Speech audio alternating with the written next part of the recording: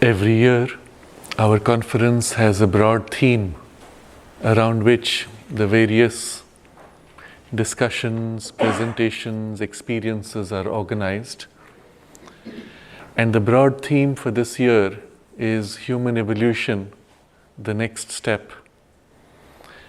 As a theme, it brings us to the most important issue before humanity and its survival.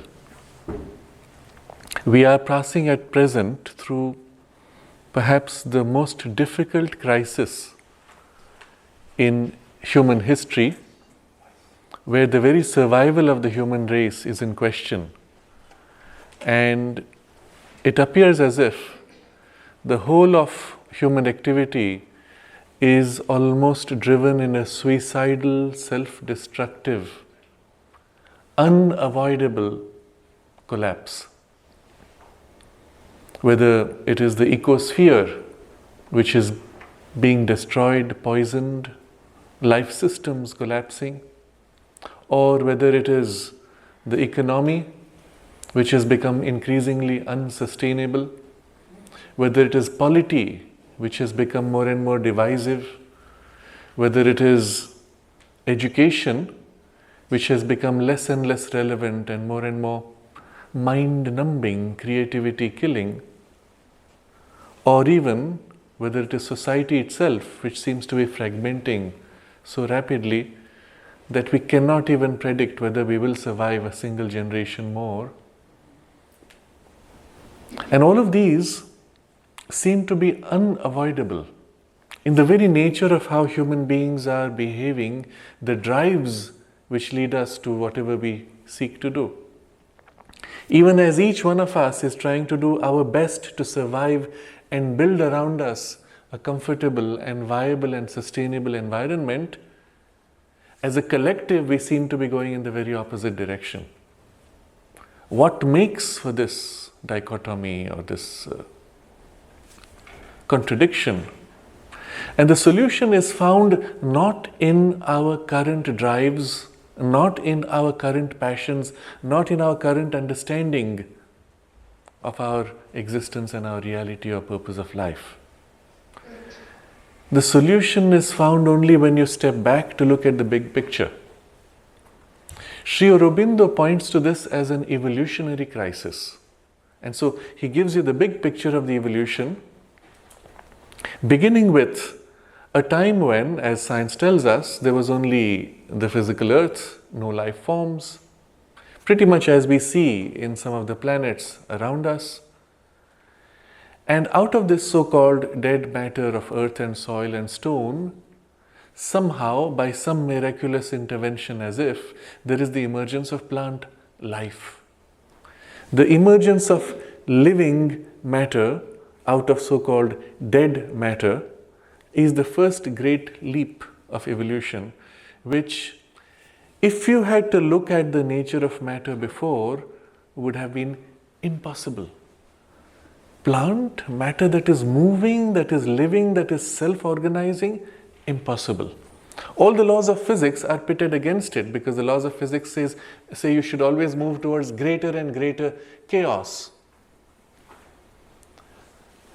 And yet the plant, out of that chaos, gathers substance, organizes itself, and not only survives, replicates and spreads, and then produces some extraordinary things, phenomena which were impossible before. Plant takes raw material of rock, builds out of it living substance, and in that living substance produces qualities which did not exist in the rock. Beautiful colors, beautiful perfumes. The plant moves, creeps, and develops a complex social network of life. When we observe the nature of this network, it is so astounding. In a complex, interdependent ecosphere of a forest, we find under the ground the roots of the trees are interlinked, actually communicate with electrical signals. And a tree on one edge of the forest, if it faces the attack of blight, sends out signals to the trees on the other end of the forest, which begin to secrete a gum which is exactly resistant to and repulsive to these particular insects. And if that is the underground connection, there is the overground connection of the branches of the trees connecting, touching each other, even sometimes embracing in complex relationships. And the whole exchange cycles between the trees, not only of the air that they change, they bring out oxygen, but they actually bring nourishment into the soil and fix nitrogen into the soil and bring up new elements which didn't exist, new substances which didn't exist. Literally, they turn upon matter, which is their origin, and recast, reshape, transform matter. And if this first miracle is not enough to surprise, there comes out of that a second step, which is also miraculous, which is the emergence of animal life, which is conscious life. And the nature of that is to have conscious tissue. The tissue is unlike plant. It eats plant, but somehow reorganizes the plant tissue to become complex living systems. So independent that they're able to move around, whether swimming in the waters or running over the land, and they build again a complex world of their own, complex interdependences, complex social interactions, turning upon life, turning upon matter and recasting, reshaping them into its values of conscious, living substance. And the epitome of this whole animal journey of evolution is the human being, which at the crest of it all is self-conscious, conscious living tissue. So we are not only conscious like the animal, we are conscious that we are conscious, and we are able to modify our states of consciousness, we are able to change the patterns of our thought, but most importantly, we are able to express the full power of the intellect, of the mind, which in the animal is so rudimentary as to be almost not quite mind. There is an intelligence, but nowhere near what is fully expressed in the human being, which is again another, as if a miraculous transition. None of the previous stages could have imagined the next stage to emerge. None of them could have seen in themselves, oh, the ape could say, one day I'm going to become a human being who will write the plays of Shakespeare, or Sri Aurobindo's Savitri, or create inventions which will turn upon matter and out of sand create intelligent computer chips and communicate across planets and across the stars. It could never have imagined it. And yet it happens. So there's a very important thing Sri Aurobindo observes, that every step of evolution is so radically new that it is almost miraculous. And you do not see any sign or promise of it in the previous step, except bare hints that something more is possible, something more is even necessary.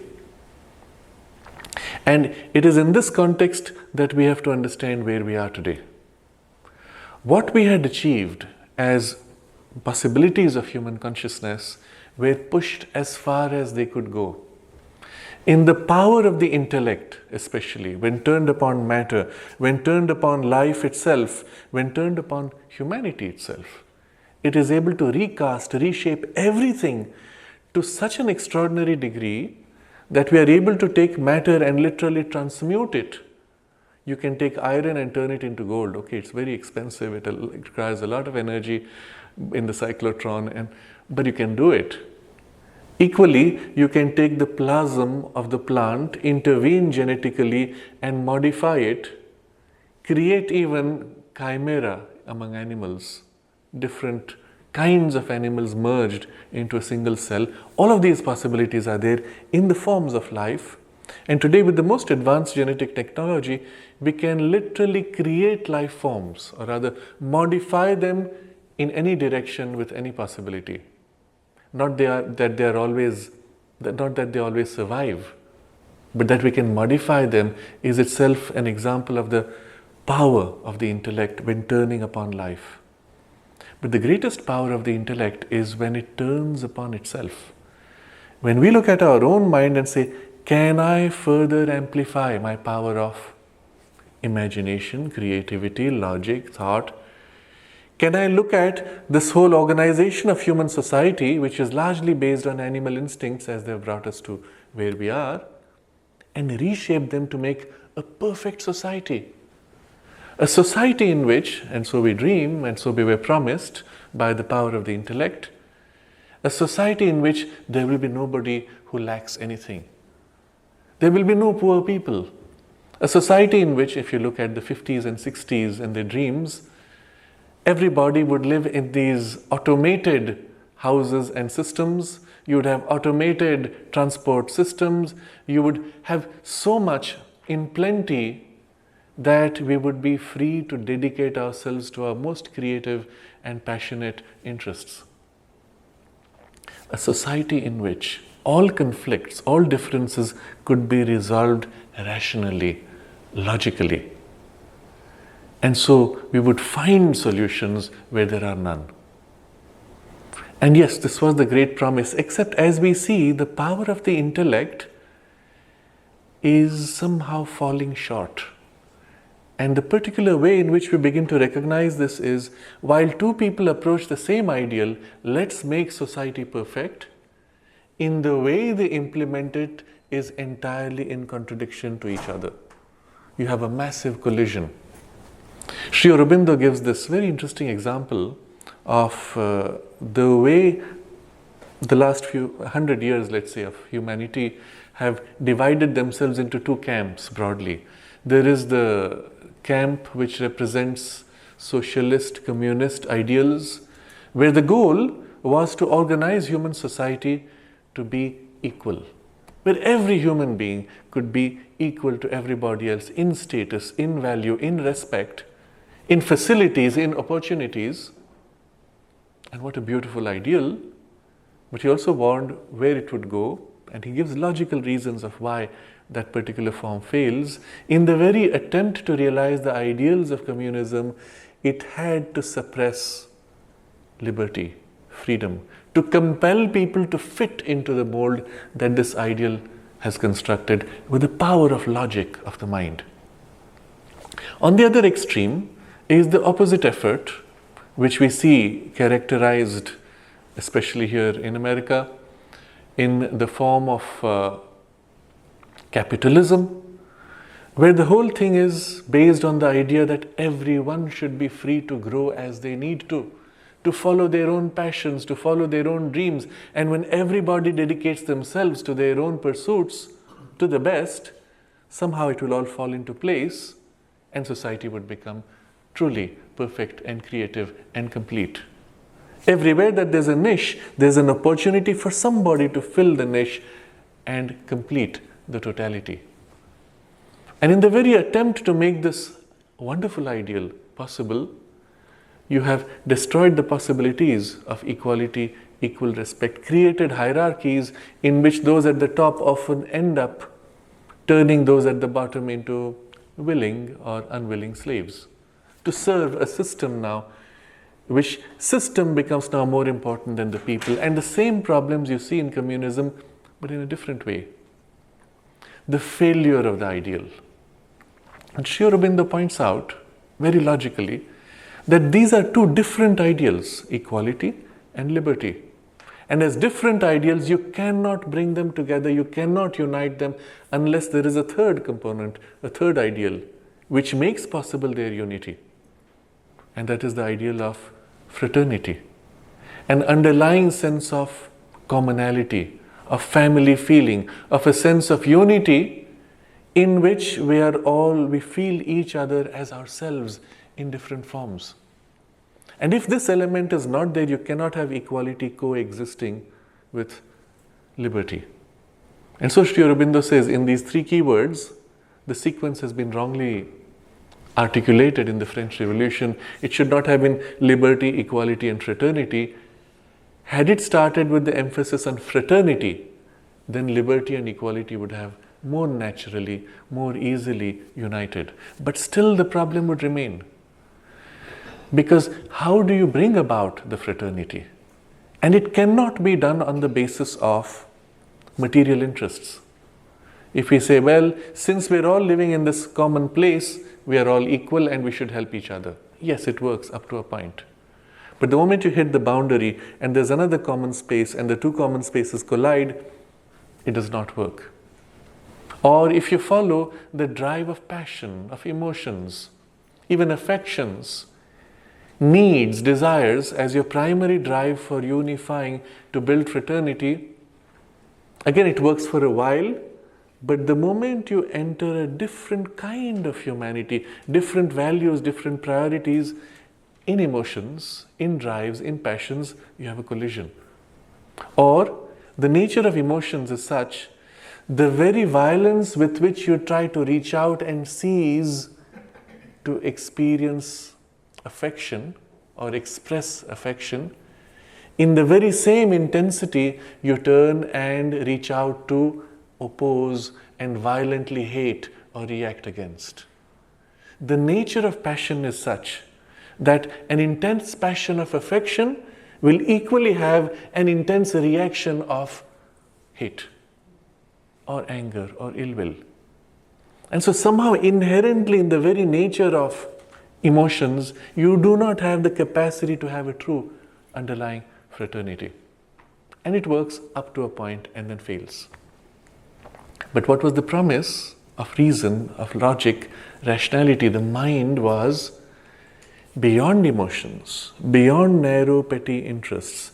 The mind can be free. The mind can stand back and say, I will accept the whole world as my family, as an idealistic position. And yes, perhaps this too is possible.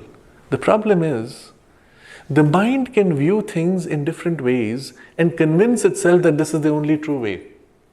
It can justify any position, any perspective, logically. And when you have another perspective which is justified logically, and the two logical chains are brought together, they enter a collision. There is no greater logic which can unify these two logical streams. Which is why you will see in the court of law, both sides can argue with perfect logic on the basis of facts, assuming facts are strong on both sides, justify with chain of logic, and finally, the most difficult decisions are all based on a value of ethics or morality or a common good which is above the logical chain. This is the reason why to this day, AI has not yet taken the place of a judge in a courtroom, because it cannot. Because logic cannot come to a resolution which will harmonize conflicting, contradictory perspectives. But something even more difficult is present in the nature of reason and the nature of the human mind.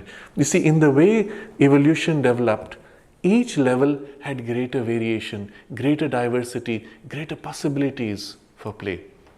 Going through plants, through animals. In the human mind, the possibilities are so much greater.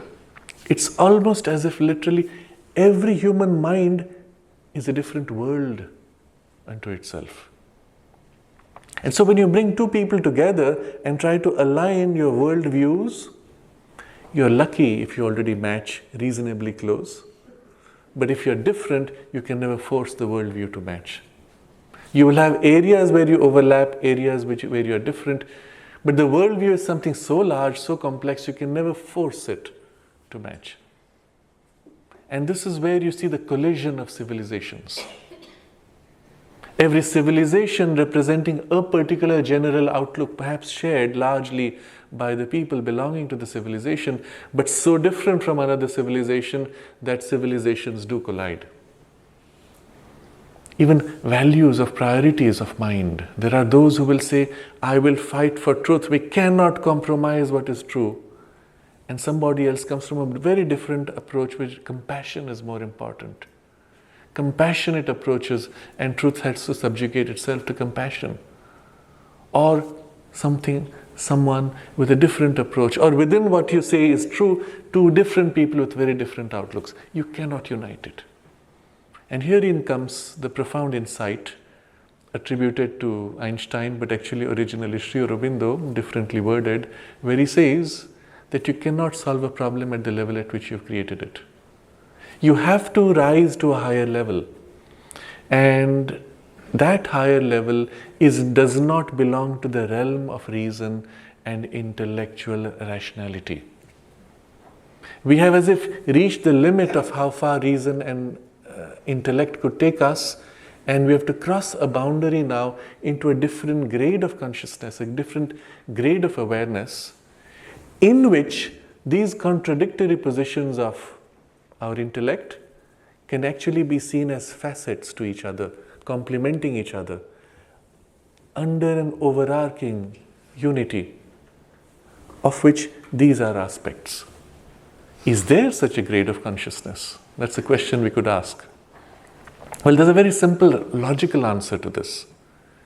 If there was not such a position, if there was not such a consciousness, then these contradictory viewpoints which you have in human beings could not exist in the same universe. The fact that they exist in the same universe means that there is in the universe something in which these can coexist. And that thing may be not in our current domain of understanding, but certainly it is there underlying, supporting our current understanding. And this is where Sri Aurobindo now gives you indicators of where is this all going. He says, look deeper at the very ideals of your reason, of your mind and your thoughts. See, the nature of the mind is it's always aiming at some kind of perfection. When it turns upon life, it wants to organize everything to make it perfect, coordinated, down to the details. But when it turns upon itself, it wants to make the mind perfect and complete. And what is the perfection of the mind? To be able to understand everything. To be able to know everything. But again, if you had to know everything, could you store it in a hard disk? How many terabytes would it take? If you can limit it into a few hard disks, that's not knowing everything. The true nature of knowing everything would become infinite. Is your mind capable of infinity? And that's where we recognize the first shortfall. The nature of our power of thought, intellect, is to cut up into finite pieces. Given a problem, what do? You cut it up into pieces. Analyze the pieces. And then bring back those pieces to find a harmony and a solution. Analysis followed by synthesis of pieces, each piece being finite. The problem itself may be so complex, so large, so encompassing as to represent almost something infinite. But still, you have to cut it up into something finite. If it's too big, then we generalize, we abstract from it. And the nature of abstraction and generalization is a reduction to finiteness, which is manageable. And then you try to apply this generalized thing on something which is far too complex. And of course, you fail. So the problem we recognize is the nature of our intellect is finite. And the solution is in a power similar to the intellect perhaps, but which is able to embrace infinity. All possibilities, all facets, but in a single sweeping whole outlook or perspective. And such a thing exists because we have different perspectives in the same collective space, that is the universe.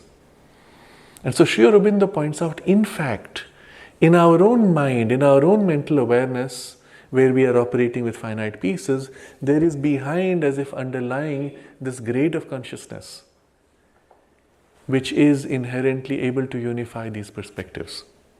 A supra-mental consciousness. And the mental is not disconnected from the supramental, it's like a reduced form of that larger operation of a consciousness which is able to handle infinities, which is able to know everything and even to act with the full power of that full knowing. And it is that which is the creative consciousness which forms the whole universe. The universe is not formed or created by a rational mind, because a rational mind would be incapable of that complexity of infinity. It is created by this supra-mental, supra-rational consciousness, of which rationality is a reduced, limited, working infiniteness. And if you look now at the stages of evolution which have brought us to where we are, Well, the inevitable next step is to exceed this human rationality and ascend into this larger, comprehensive, complete supra-rationality, supra-mental consciousness. Is this going to happen in our lifetime? Is it possible for us to be able to enter into it? How many million years will it take in evolution? And here's the other insight. Evolution so far was largely driven by instinctive impulses, which brought us to where we are, and so it took a long time. But where we are today as conscious human beings, which are self-aware in thought and therefore able to turn upon thought and modify our own thought and even modify our own emotions, we can actually take charge of our evolution of consciousness and speed it up. This conscious, accelerated evolution is what we call yoga. Yoga as not just gymnastics or physical positions of asanas and pranayam, which are a base upon which we can develop a larger freedom of consciousness, but yoga as the full body of this knowledge by which the mind can take up its own possibilities and develop them and exceed them beyond its own limits into a higher than mind grade of awareness. What are the characteristics of that? What are the lines through which this transition could take place or might take place? How can we develop this? These are things which we will be discussing over the next few days. But we will also be exploring the implications of this in human society. But I just want to point to a few things. Sri Aurobindo points out that in every such radical transition of consciousness, of evolution, let's say, there are two things which indicate that you are on the brink of that transition. The first, that the earlier stage of transition has risen to its maximum potential and now begins to fail so obviously that you're forced to reach out to something higher. And I think this is clearly fulfilled in the current circumstances of human life. The harder we try to fix our problems, the worse we seem to make them. And that's the very nature of our power of the intellect. Because it takes a piece, and in trying to fix a piece, it creates a problem which is outside the domain of its awareness. There's a very interesting example. Very recently, there was a famine on the eastern coast of Africa, and from the international community, you had this rush of goodwill. People sent food, packets and things, which was wonderful. People survived the famine. But the next year and the year after, there were bigger famines. Why? Because when the food came in, the farmers could not plant new grain because it was cheaper to get the dole that came from the rest of the world, and you could not invest in preparing for the next year's crop. And so people didn't plant the crop. There was a bigger famine. Now, if you think of the nature of the problem, how are you going to solve it? You can't.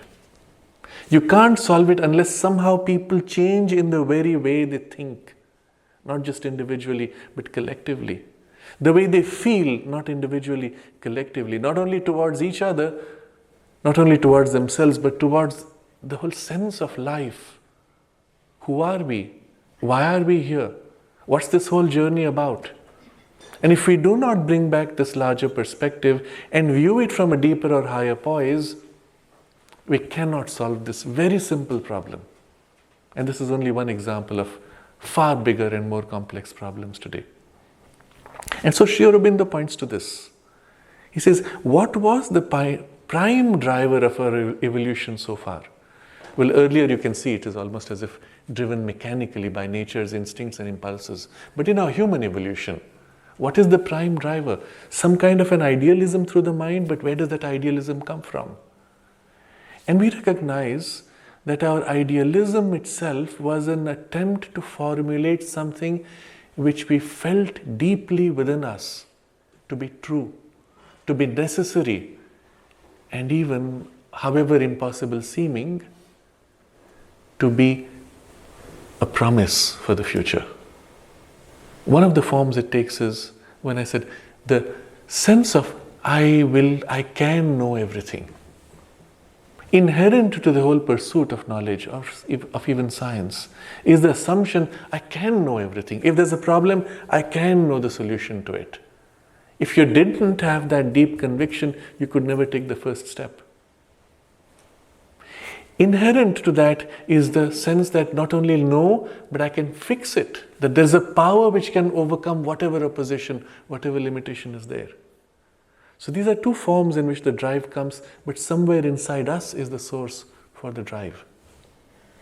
But there's another aspect to the drive, and which is somewhere deep inside us. After all this logical, rational thinking and organization, life is empty unless you can bring into it some deeper feeling, some deeper satisfaction of the heart. And what's the form in which that is felt? Love. Inevitably, every one of us, whether in teenage or perhaps even in later adulthood, we had the dream of somehow true love, perfect love.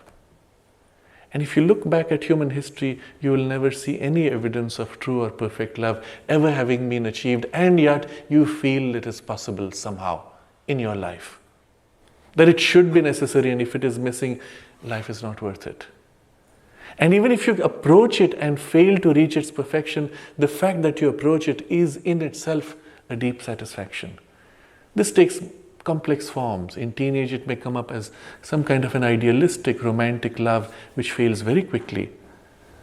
Or in later age, it takes a form of a more broad and mature, compassionate turn towards all humanity or all beings, plants, animals, whatever form it may be. But if you do not feel that, if you do not have that sense of an underlying something real that fills the heart, which has innately within it its own satisfaction, life is empty and meaningless. And to the extent that that begins to fill the heart, however limited in form it may be expressed, you are deeply satisfied, deeply content. And the same thing, even your physical body. There are certain, as if ideals one feels. Your body is aging. That feels so weird, so strange. I don't feel old inside me. You tell me my body looks old, but I don't feel it. Why? The very nature of this aging process of the body feels like a falsehood.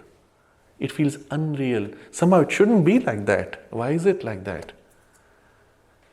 Why? Because it is in fact a limitation which does not belong to this realm, which this next step of evolution is leading us to, pointing us to. Because inherent to life, the very nature of life is immortality, is permanence. The very nature of matter is permanence. The very nature of your mind is also seeking always permanence, what is true, real, self-existent. And so the sense of an underlying permanence, a sense of an eternity expressed in form, through activities, through expressions, now begins to acquire greater force, greater importance. And then you look back at all the great realizations of human civilization. What made a civilization great? Its works of art, its works of science, of knowledge, of literature, of poetry, of society. But what made those things great? They had something which lasted, which outlived even the time. Why do you read Shakespeare? His English is outdated. The incidents, the stories are outdated. They don't happen today. And yet when you read them, it's not about the incidents that happened. It's the insights which are woven into it, in the language, in the very ideas, in the archetypal circumstances which are captured, which have an eternal value. And captured so well as to represent even today their truth and resonate in your hearts. What makes a great work of art great? It was painted 300 years ago. La Gioconda, what is the Leonardo da Vinci's great masterpiece, Mona Lisa, people still go and look at her and stare. They take selfies in front of her. But what is it about her that is so wonderful? If you stop for a moment and set aside the selfies, you look at her and suddenly you realize she's looking back at you. She is conscious, she is a person. And there's something as if in her smile, a secret that she holds, that she is about to reveal to you. And if you remain very quiet, it's as if she begins to reveal it to you. And it's not something painted 300 years ago. She's a living person today. That sense of the touch of eternity brought into a form which is finite and temporal gives to it that great value. And so if you observe all the deepest impulses which have driven humanity and human civilization to its highest and deepest and most lasting efforts, they all are that which belong to this new level of consciousness, but they are already within us in a sense, maybe in seed form. And so we come to this deep recognition that this new consciousness is not something outside us, it is already within us, but in essence, in root, in seed, in the very depth of our inmost identity, or we may use the word soul, of our divine essence. It is already there in some form. And in fact, even our power of thought was already there, waiting for its emergence. Even life as a possibility was already there as a seed in matter, waiting for its emergence. And this is the beautiful insight Sri Aurobindo brings to us, that each of these evolutionary steps could emerge almost miraculously, unimaginably, out of the previous, because these levels of consciousness were already involved in the previous level. Life energy is involved in matter and therefore emerges as living matter. Mind was involved in energy and emerges out of it.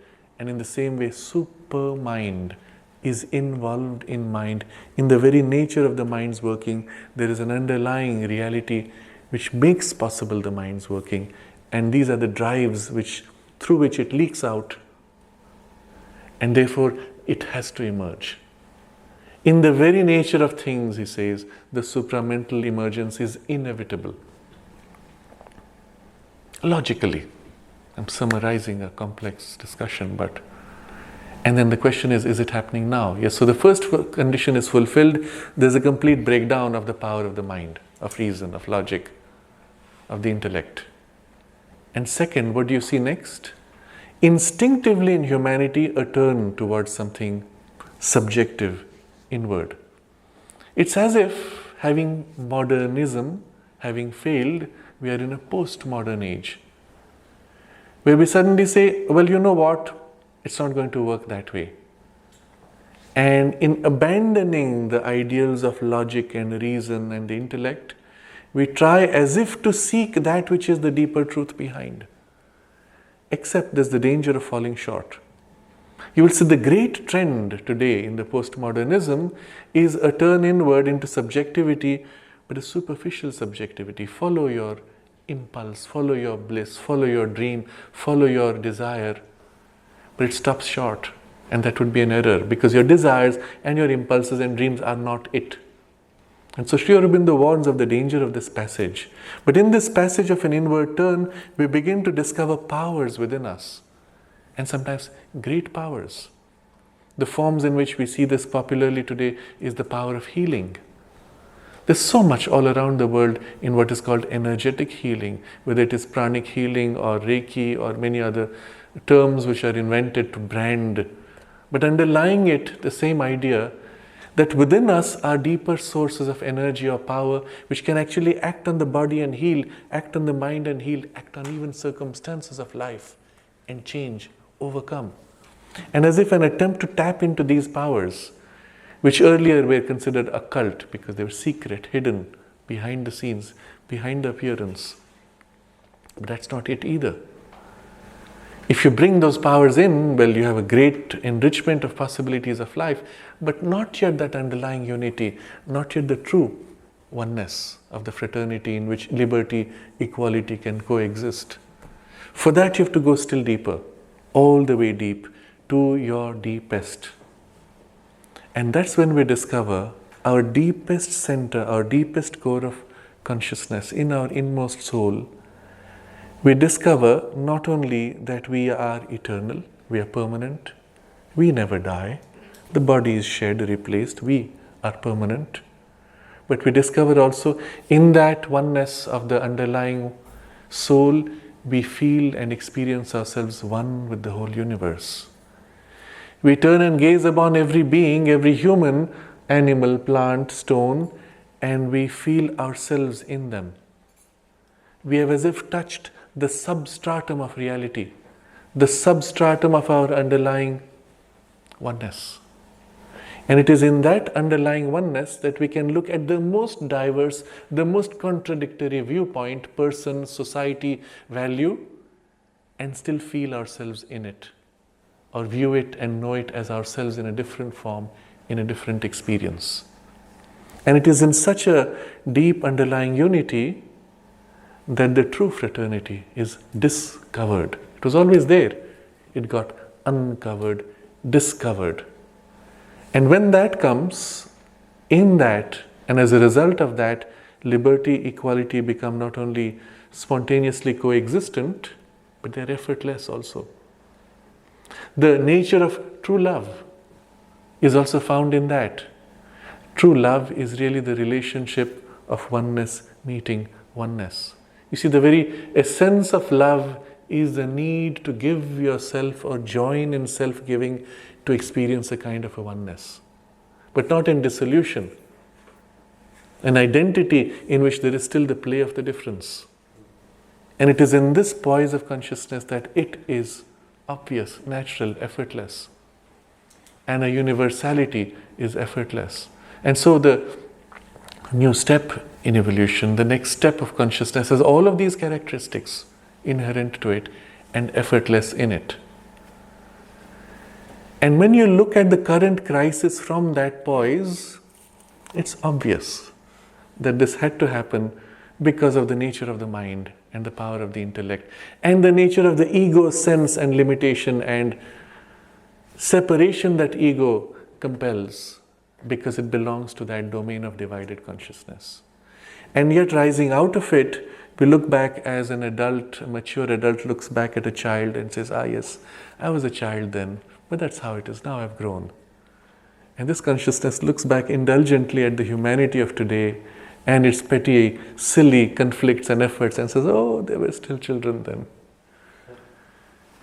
Can we ascend into that consciousness? Can we live in it? And in the very description of it somewhere deep within us, we know, yes, this is us, this is where we belong. And it's just a question of somehow finding the threads or the passage, the links in which we can awaken to it. Because it's not something we have to create, it's already there, secret within us. It is our own deepest truth. And so this is the very nature of the yoga, and the integral yoga of Sri Aurobindo really describes the various facets of approaches and means by which such a transition can be made as completely as possible. Until in the very physical body you experience an expression of that unity, of that love, of that deeper truth. But you don't have to wait for that. That might take whatever long. The very fact that some part of you begins to live more and more in this consciousness and by it begins to change life, transform life. And so, when we look at this question of human evolution and the next step, we come to the conclusion that the signs are clear, it is inevitable. And it's now that we have to make that transition or perish. And there is not enough time. We don't have the leisure of 1,000,000 years, not even 1,000 years, perhaps not even 100 years. It has to be now. And it does not matter if we reach it perfectly, the fact that we begin the process. We recognize that the problems cannot be solved by the power of the intellect alone. But that this deeper truth emerging can seize upon intellect and guide it, use it as a vehicle. But the intellect itself is not the solution. Does not have the solution. This is enough to already begin a corrective process. And this is the theme of our conference. As you can see, it is the most important question, the most important topic for the world. How we will explore it, I suppose it will be a journey, and I think we'll have lots of occasions for interaction, and I'm sure there will be no simple insight and solution, but there will be many insights which will help us grow. In the big picture though, you see how a shift like this not only would impact social relations, not only would rebuild the whole basis of polity and economics, not only would make us approach education from a different perspective, because the way we teach children today is designed for industry and not for awakening of the soul and its values and its leadership of life. but we'll also look back at our place in the universe. Where science told us that we somehow fell into place by chance because a few molecules fell into place by some accident of randomness and there's no meaning to it at all, we recognize that this was the meaning to it throughout. The driver of evolution was the soul pushing, nudging, guiding the journey of our life. And now as it comes into its own more and more directly, it takes charge to fulfill the reason why it came upon earth. And so our sense of purpose of life undergoes such a radical shift that it's difficult for the mind to imagine what those values would be like. I've given before this example of an ape trying to imagine what the human consciousness feels like. So the ape watches minutely what human beings do and says, I can see these human beings, they pick up a book and it's got the scroll of black ink on white paper, they stare at it and then they laugh and then they cry and then they are happy and then they sit back and close their eyes or open their eyes and think. And so he says, see, I can do like human beings. He picks up the book, opens it and laughs and cries, except he doesn't realize the book is upside down because the letters mean nothing to him.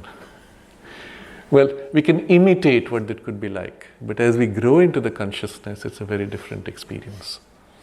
My favorite story in this regard is of a visit in Hong Kong, where I went to Hong Kong University. The head of department of computing was discussing something, his projects, and they were fascinating projects. And he was using a vocabulary which was so interesting.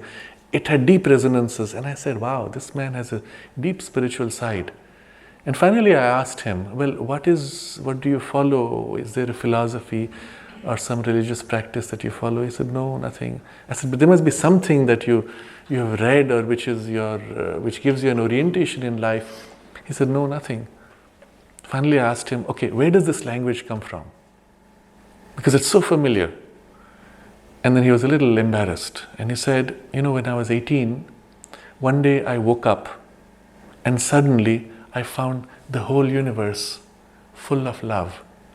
And every stone and every object and every plant and every human, everything was pouring this incredible love towards me. And from my heart was this outpouring of incredible love that was filling the whole universe. And my eyes widened, jaw dropped. I said, wow. And then, and he looks at me, and then he says, it went on for a few days. I said, okay, great. And then I couldn't function. Okay, then that's obvious. And then, he says, then my friends took me to a psychiatrist. He put me on medication and the experience went away. And I said to him, if you were in India, they'd have worshipped you as a saint. I don't think he had the experience again. I don't think he even pursued it. But somehow it had such a defining imprint on him that everything he did in his life was somehow an expression of the memory of that. Or the secret experience which was still hidden inside was leaking out through what he was doing. And here we get a glimpse of what it's like, and it's so different from what we are. And yet in the very description of it you say, yes, this is what I want, this is what I deserve to have, this is what I am deep within. Except it's kind of covered up, it can only leak out at the present. And so this is kind of a broad picture of how Sri Aurobindo describes this present transition as a crisis of evolution, a crisis of consciousness.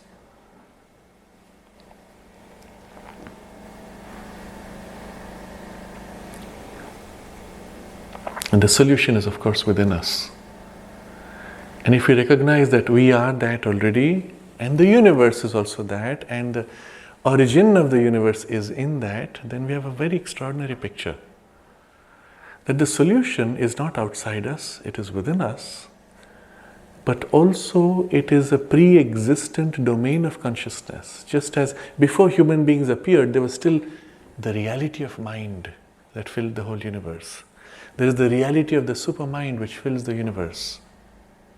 It, as a divine grade of consciousness, is already reaching out down to embrace humanity and help this upward journey, to lift humanity. So this journey is not made by our effort alone. Our effort is a starting point, and then there is the power itself towards which we are ascending, which leans down to embrace and draw us gently towards itself. And it does more than we do. The monkey cannot think itself into humanity, but the human consciousness or consciousness of mind can lean into the ape and engage with its aspiration and draw it up. And such will be the nature of this transition also. So there we are as a broad introduction to the theme of this topic. And over the next few days, we can perhaps keep this at the back of our mind. The deepest aspiration within you is your starting point, but the highest power already present here is the help which is reaching down to join with your aspiration and make the link which lifts you. And Sri Aurobindo articulates this beautifully. There are two powers that alone in their conjunction can bring about this fulfillment. I am paraphrasing. And this is a fixed and unfailing aspiration below, and the divine grace from above that answers. And it is the nexus of these two which is the means of this new leap, new step of evolution. That's it. Do we need to interact, or this is fine as a topic? Good introduction then. Let's take a moment to pause, become conscious within us of our deepest, highest aspiration, as well as put ourselves in relation to that divine presence which is always here, which is the origin of the universe, and therefore which fills the universe equally as the divine presence, and as a conscious divine presence, as a superconscious divine presence, because it is the creative energy. We also call her the divine mother. And so we may hold ourselves in a conscious aspiration in relation to the divine mother and the supramental presence